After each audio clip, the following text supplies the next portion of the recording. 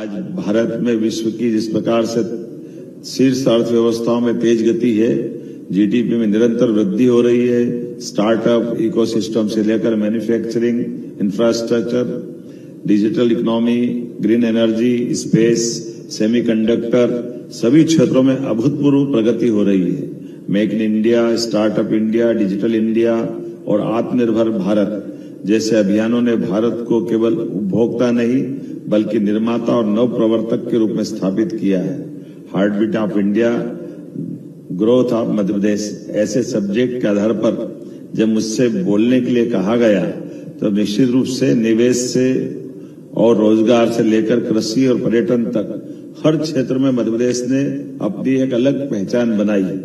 Aviation policy हमारी सबसे अच्छी देश में है। भौगोलिक रूप से हमारा राज्य इतना बड़ा है, लेकिन हमारा एकमात्र राज्य ऐसा है जिसने अपने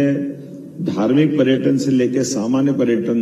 और सिंगरोजली से लेकर ऐसे के इंडस्ट्रियल क्षेत्र में भी हमारी खुद की विमान सेवा चालू की, हेलीकॉप्टर सेवा चालू की। अपने लिए केवल प्रदेश के लिए नहीं, प्रदेश के बाहर देश में भी और देश से बाहर इंटरनेशनल लेवल पे भी वीजीएफ दे करके हमारे राज्य के अंदर इंटरनेशनल उड़ान अगर कोई लेकर प्लेन आएगा तो उसको 15 लाख रुपए प्रति विमान हम अपनी तरफ से सब्सिडी देने को तैयार है। ऐसे कई ठोस निर्णय हम करके आगे बढ़ रहे हैं।